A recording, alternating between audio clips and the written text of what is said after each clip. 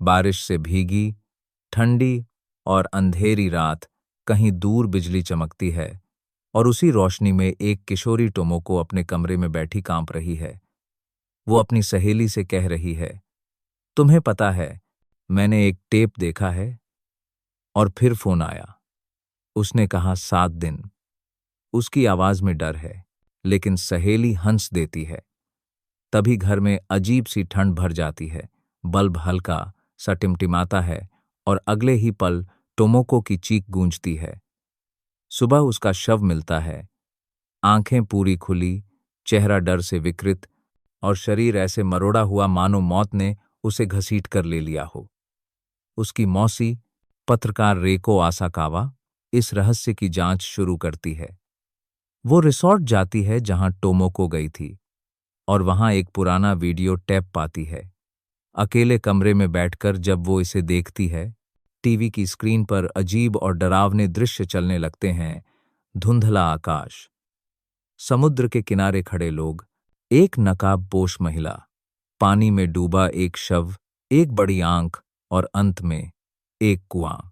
Tape खत्म होते ही phone बजता है और ठंडी, निस्पंद आवाज आती है। 7 दिन। उसके शरीर में सिहरन दौड़ जाती है।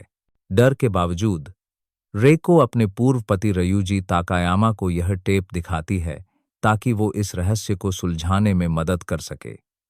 लेकिन जैसे ही वो देखता है, अब दोनों पर मौत का साया मंडराने लगता है। वे दिन रात टेप के दृश्यों को समझने की कोशिश करते हैं। जांच उन्हें एक नाम तक ले जाती है, सादाको यामामुरा। वह एक लड़की थी जिसके पास अलौकिक मानसिक शक्तियां थीं, लेकिन गांव के लोग उसे चुड़ैल मानते थे। उसकी मां पागल समझी गई और मर गई। पिता ने उससे नफरत की।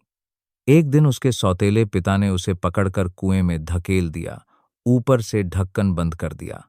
सादाको कई दिनों तक कुएं में तड़पती रही, अकेली, अंधेरे और पानी में डूबती हुई।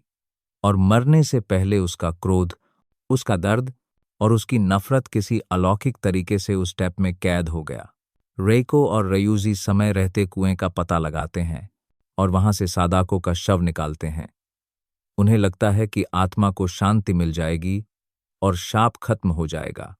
लेकिन 7वां दिन आ ही जाता है। रात का सन्नाटा। रयूजी के घर का टीवी अपने आप चालू हो जाता है। स्क्रीन पर वही कुआं नजर आता है, लेकिन इस बार कैमरा धीरे धीरे करीब जा रहा है। पानी की गहराई से एक महिला के लंबे काले बाल ऊपर उठते हैं। चेहरा छुपा हुआ, भीगे हुए हाथ कुएं की दीवार पकड़कर ऊपर चढ़ते हैं।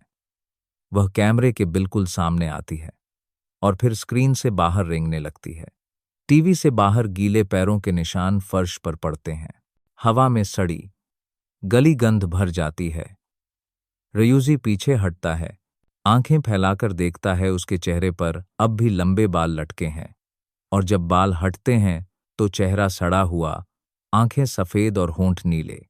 वह उसकी ओर झुकती है और अगले ही पल रयूजी की लाश वहीं पड़ी है, चेहरा डर से अकड़ा हुआ। रेको समझ जाती है कि शाप खत्म नहीं हुआ, बल्कि यह एक सौदा है। अगर आप मरना नहीं चाहते तो किसी और को यह टेप दिखाओ ताकि मौत का अगला शिकार कोई और बने। वह जल्दी से टेप की कॉपी बनाती है और अपने बेटे को बचाने के लिए योजना बनाती है।